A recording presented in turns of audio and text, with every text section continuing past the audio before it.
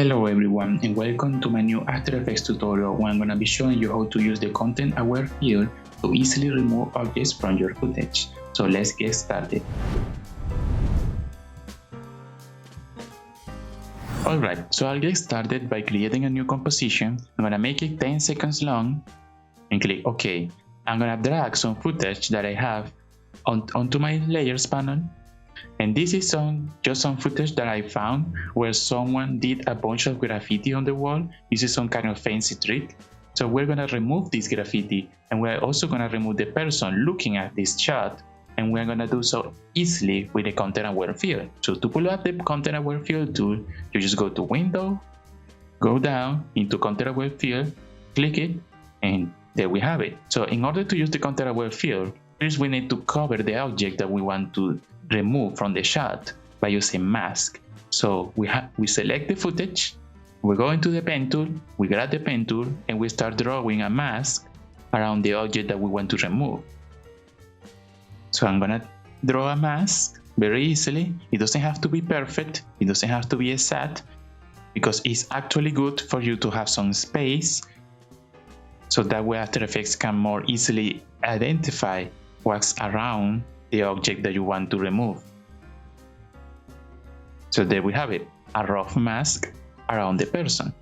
Now I'm gonna go into the layer, contents, I'm gonna go into the mask, and I'm gonna set the mask to none so I can still see what's around my object. I'm gonna go to the beginning of the composition, and I'm gonna start animating this mask so that it follows the object that I'm trying to track.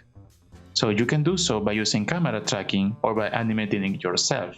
So I'm gonna go back, like I said, to the beginning of the timeline. I'm gonna drag this mask by selecting the mask pack and highlighting all the points that I want to move. I can freely move this around. I'm gonna create a keyframe at the beginning of the timeline and go forward slowly, moving the mask as needed by highlighting it and moving it around. So that way it matches the object that I'm trying to remove. And see, so far so good.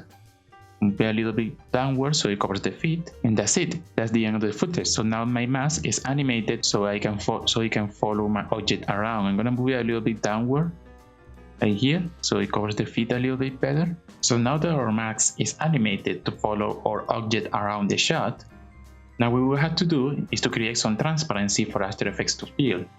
So I can do so by going into the mask and switching it to subtract. So now this area is empty with transparency and is ready for the ContentAware tool to fill it. So I'm gonna go into the ContentAware Fill, select the fill method to object because this is an actual 3D object that we're trying to replace in our shot, range to the work area that we have established in our composition, and just click on Generate Fill Layer. Now this process can take a long time depending on your computer and the complexity of your shot. But what ContentAware Fill is doing is that it's filling this space frame by frame with separate pictures, and right now it's generating a sequence on top of your footage that's gonna fill this empty space. Now I'm gonna skip ahead and show you the end result once it's done processing. Alright, now that After Effects is done rendering, let's take a look at the result. Almost like magic, there is no person anymore, and we turn off the PNG sequence that After Effects made. We can see the before and after. Really nice. And if we solo the PNG sequence layer, we can see that this is just After Effects filling frame by frame on the area that we determined with the mask. Very nice and very easy. Now, not all of the time you will get perfect results. Sometimes you will have cases like this where I tried to remove this girl from the shot, but when I did, I got some weird distortion around the area where she was, some weird dislocation and movement right around here. And this is happening because of the fast camera movement and the complicated patterns around this shot, and because she didn't have enough space around her to be able to be properly masked and tracked by the ContentAware Fill. I also have this other case where I have this car that I wanted to remove using a mask, just like before. But when I did, I didn't cover the whole shadow, and After Effects didn't actually remove the shadow of the car and the smoke around it. So we had this weird blob moving from the beginning up to the end of the shot, and this weird dislocation as well around the car. So there are definitely some limitations to be had with this tool. I tried to remove the car block separately with a surface, but it didn't work so well. So be aware that sometimes this might not work perfectly, but when it does, it will save you a lot of time, because normally taking a subject out of the shot like this will be really complicated and time consuming using other traditional video editing methods. So now let's remove this graffiti off the wall. We can do so with a lot more ease and a lot faster than the person itself, because this is actually a surface. So we can use the surface fill method on the ContentAware Fill to remove these. So I'm gonna pre-compose this so we don't lose our current results. I'm gonna work on the pre-composition like this. Now this is our shot, and let's start masking these objects are off. I'm gonna highlight the pre-composition, I'm gonna pick up my pen tool and draw a rough mask around this ugly graffiti like this. I'm gonna set the mask to none. I'm gonna actually remove these three objects at the same time. So I'm gonna create an additional mask to remove this object, set it to none, and another mask to remove these words over here. Oops. Smooth these handles. I'm clicking and dragging to create curves with the pen tool. So that way, but this is not necessary. I could be using simple straight lines and it will work just fine. Like this, and set it to none. Now, time to track this mask. I'm gonna use the mask tracking with the tracker panel. So I'll just go to Window, Tracker, and just use the tracker to track it backwards. This can take a very long time depending on your system. And I can already see there is some problems over here. So maybe I just use it manually. But just to show you, I'm gonna track it forward so you can see how it works. It's tracking the mask. Alright, so now let's use the track tool. Alright, so now let's use After Effects tracking to track this mask automatically. So just go to Window, Tracker, and enable it. Go into the tracker panel, highlight your mask by selecting in All, by holding Shift on your keyboard, and just track backwards. So we can track them to the beginning of the composition.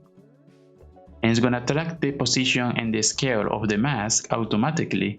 So that way you can follow this around on the composition very easily. Now this can take a long time depending on your system. So I'm gonna skip ahead. Alright, so the tracker has created a bunch of keyframes for all of the masks and has successfully tracked these graffitis all the way to the beginning of the footage. So now I'm gonna track forward until the end.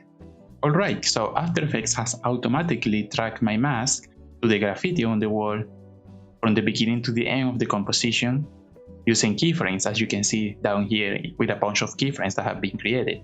So now all I have to do to set them to subtract, go to the ContentAware Fill with the surface fill method, because this is actually a flat surface, so this should render faster, and just generate fill layer. But I'm going to show you another thing that you can do to make this even easier. So I'm going to set this to none. I'm going to go into the Create Reference Frame option. What this does is going to start your Photoshop, and you will be able to use Photoshop in that frame to give After Effects an example of how to fill the mask, the transparency of that space. So because this is a really easy shot to fill, because all you really have to do is to replicate the texture around it, I'm gonna use this as an example. So here I am inside of Photoshop, and now I can use the tools inside of Photoshop to fill this layer, so that way I can tell After Effects to look at this frame as a reference for the rest of the frames that is gonna fill using the ContentAware Fill. So I'll fast forward as I fill this graffiti off in Photoshop.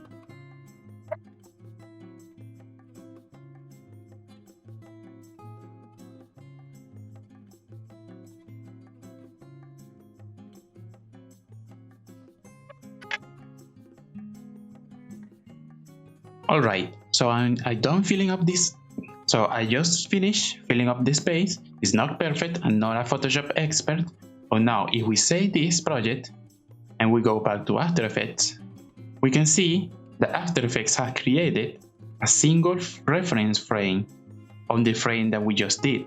Like right here, can you see it? I'm gonna draw this on top so you can see we're in this frame that we have created that reference frame for After Effects to look at.